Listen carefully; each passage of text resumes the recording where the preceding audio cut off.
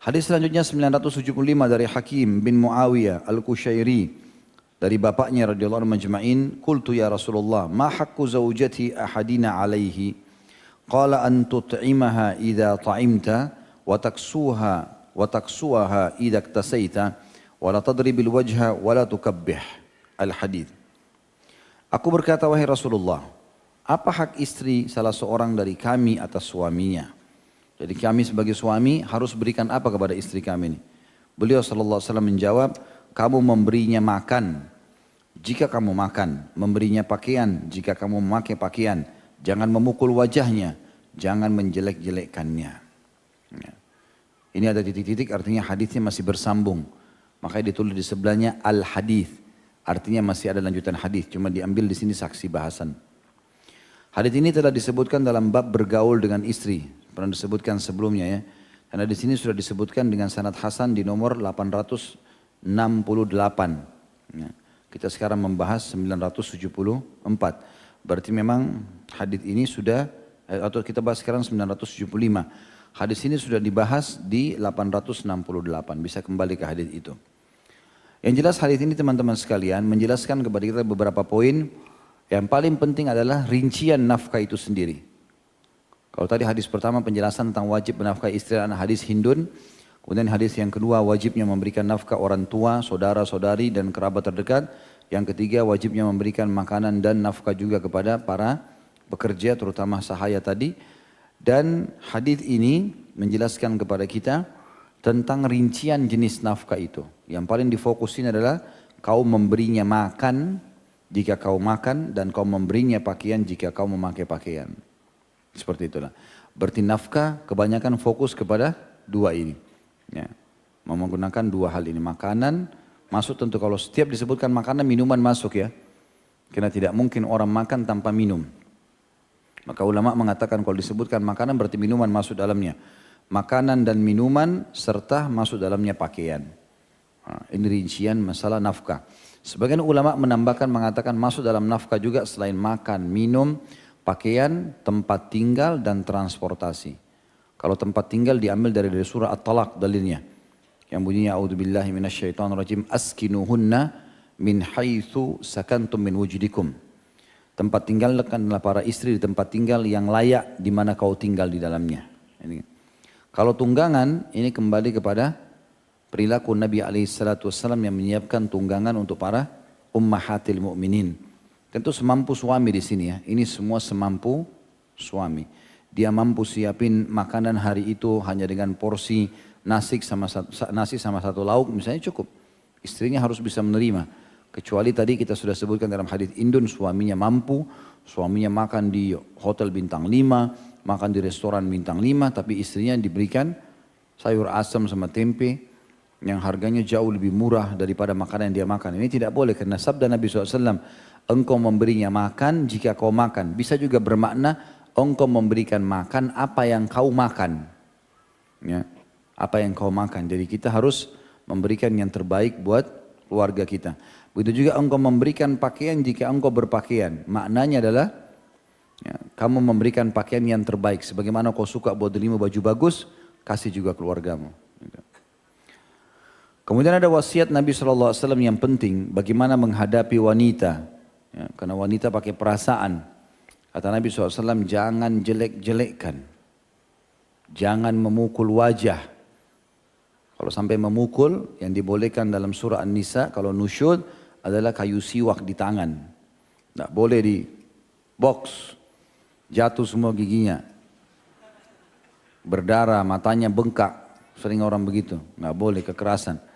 Karena kapan wajah ini yang mulia disentuh, bertemu dengan perasaan wanita, maka yang ada adalah kebencian nanti. Dia udah benci. Ya. Dan dikatakan dalam pepatah bahasa Arab, wanita seperti cermin. Kalau sudah retak, ditambal bagaimanapun tetap ada bekasnya. Ya. Dia menyimpan di memorinya lebih lama daripada laki-laki. Kalau laki-laki kita habis bertengkar seminggu kemudian sudah lupa semua. Nggak mau ribut lagi. Perempuan 10 tahun lagi masih ingat. Ya. Udah biasa itu. Pernah ribut di WA macam-macam. Pas sudah baikan, sudah sayang-sayangan, pasti suaminya hapus. Benar nggak ini laki-laki sini? Atau masih bujang semua? Dihapus. Kalau istri disimpan, saya pernah kasih contoh itu. 1 tahun kemudian ngobrol sama suami, sempat terlintas masalah itu. Yang mana sih kata suaminya? Ini buktinya.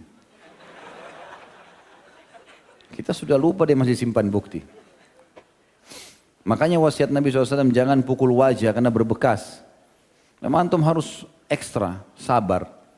Dengan kata-kata, dengan segala cukup. Antum anggap telinga antum kebal terima kata-kata itu. Pulangkan saya, ceraikan saya.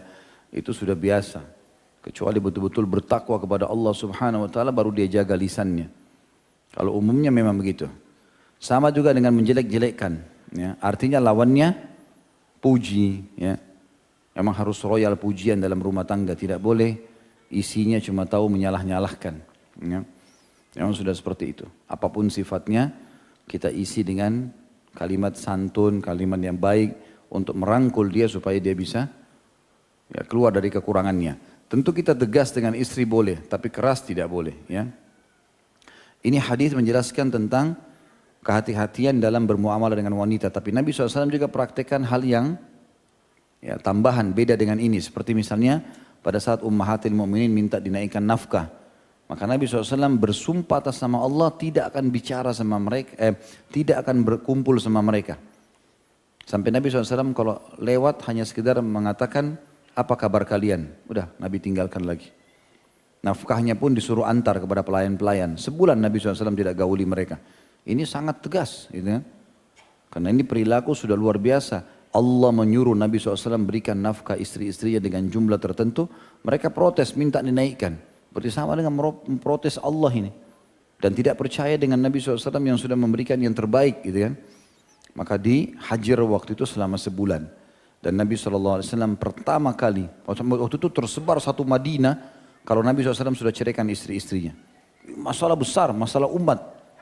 Karena istri-istri Nabi buat begini. Dan Nabi merasa terpukul sampai Umar bin Khattab di kebunnya, di pinggir kota Madinah mengatakan, waktu dengar itu, sungguh celaka kau Hafsah.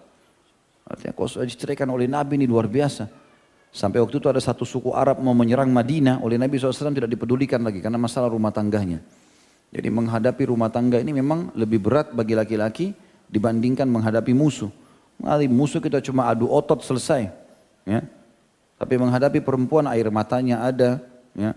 Menangis. Ya. Nanti sebutkan ini dan sebutkan itu. Musuh tidak ada ini, musuh kita tonjok saja selesai. Maka Nabi SAW menunda perlawanan melawan suku itu untuk memperbaiki masalah rumah tangganya. Memang kadang-kadang begitu. Maka ini Nabi SAW tegas. Dan ada juga perilaku-perilaku Nabi SAW seperti waktu melihat Aisyah memasang tirai, ada gambar yang tidak boleh. Maka Nabi SAW raut wajahnya berubah dan mengingatkan masalah itu. Mengingatkan. Umar bin Khattab waktu tadi kejadian itu sempat datang ke rumah Nabi SAW. Nabi rupanya sediakan kamar khusus. Ya, yang tidak boleh istrinya masuk. Tidak ada juga sahabatnya boleh temui. Nabi SAW 1 bulan itu kebanyakan datang ke masjid jadi imam, bicara ngobrol penting pulang. Menyendiri terus sampai sahabat betul-betul sedih melihat keadaan tersebut. Ummahatil Mu'minin juga ketakutan, tapi Nabi sudah sumpah atas sama Allah, saya tidak akan ngomong sama kalian. Tidak akan ketemu sama kalian. Jadi akhirnya Umar bin Khattab pamit. Ada satu sahabat Nabi suruh berjaga di depan pintu. Pamit, bilang Umar bin Khattab mau masuk. Nabi tidak izinkan, tidak tanggapi. Umar muter-muter, apa lagi caranya ini? Umar mau dengar langsung dari Nabi. Datang yang kedua kali, bilang Umar pamit. Enggak ditanggapi oleh Nabi. 3 kali, berulang-ulang. Nabi SAW tidak tanggapi. Jadi tidak bicara. Subhanallah, kadang-kadang memang masalah rumah tangga ini membuat orang akhirnya jadi stres. Ya. Pekerjaan jadi terganggu, ide-ide jadi buyar. Ini kalau setiap muslimah dan istri solehah faham masalah ini, dia tidak akan buat suaminya bermasalah. Karena itu akan mengganggu sekali pikiran dia dan mengganggu aktivitas umat di luar sana. Ya, aktivitas masyarakat, aktivitas pasar terganggu dari masalah rumah tangga ini. Terakhir setelah 4 kali kalau nggak salah Umar bin Khattab pamit baru Nabi SAW izinkan.